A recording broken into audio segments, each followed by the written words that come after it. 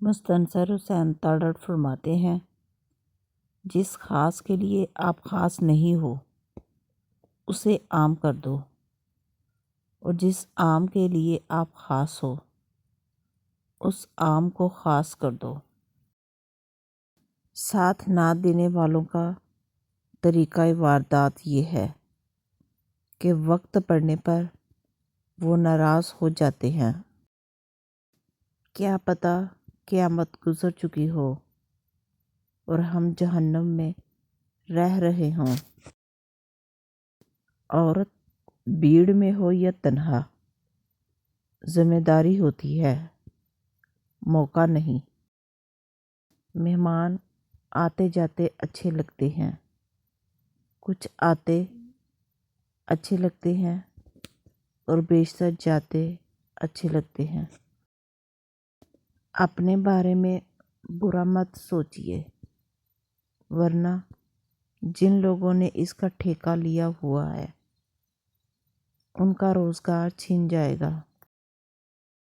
ہم لوگ یہ نہیں جانتے کہ قیامت کے دن ہمارے ساتھ کیا ہوگا، لیکن یہ ضرور جانتے ہیں کہ دوسروں کے ساتھ کیا ہوگا۔ جیسے چاند کا عکس بہتی ندی میں بہتا ہے پر اس کا حصہ نہیں بنتا، ایسے ہی نیک شخص کا وجود دنیا کی ندی میں بہتا ہے پر اس کا حصہ نہیں بنتا۔ سب سے بڑی قبر انسان کا دل ہے، جس میں آئے دن کوئی نہ کوئی احساس اور انسان دفن ہوتا رہتا ہے۔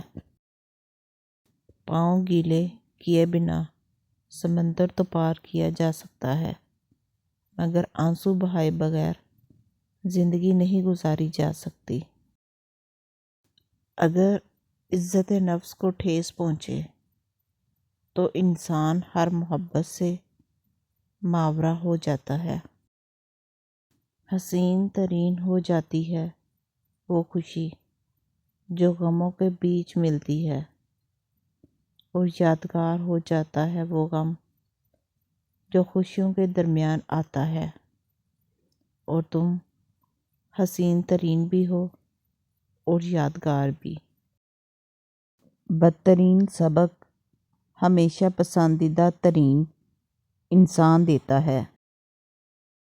لوگوں کا شکوہ نہ کرو بلکہ خود کو بدلو۔ پاؤں کو مٹی سے بچانے کا طریقہ جوتا پہننا ہے، نہ کہ سارے شہر میں قالین بچھانا۔ تعلیم دراصل آہستہ آہستہ اپنی جہالت کو جان لینے کا نام ہے۔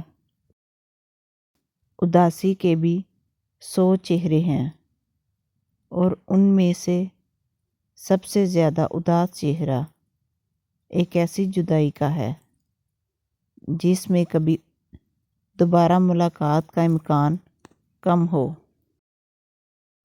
کسی پر دوسری مرتبہ اعتبار کرنا اسے بندوق تھمانے جیسا ہے کہ لے دوبارہ کوشش کر لیں، پہلے والی گولی مس ہو گئی تھی۔ میں تو یہی کہوں گا کہ جب کسی کے دل کا دروازہ آپ کے لیے بند ہو جائے تو اسے کھٹکھٹا کر اپنی عزت نفس نہ گرائیں، کیونکہ ڈھونڈنے سے وہ ملتا ہے جو بچھڑ گیا ہو، وہ نہیں ملتا جو بدل گیا ہو۔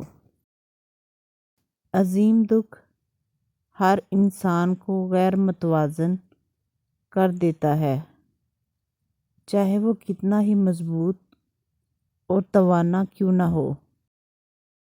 اپنے ذات کے رنگوں کو کبھی بھی اکھڑنے مت دیں، لوگ چونا لگانے میں دیر نہیں کریں گے، کیونکہ یہ بھی کچھ لوگوں کا ٹیلنٹ ہوتا ہے کہ وہ اتنی ساری دیواریں چھوڑ کر صرف آپ کو ہی چونا لگاتے ہیں۔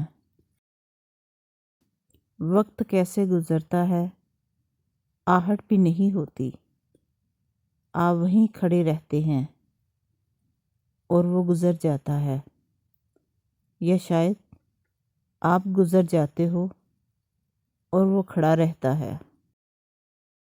شرافت اور رکھ رکھاؤ بھی کتنی اذیت ناک ذمہ داریاں ہوتی ہیں کہ انسان جو کرنا چاہے نہ کر سکے، ضبط کر کے بیٹھا رہے۔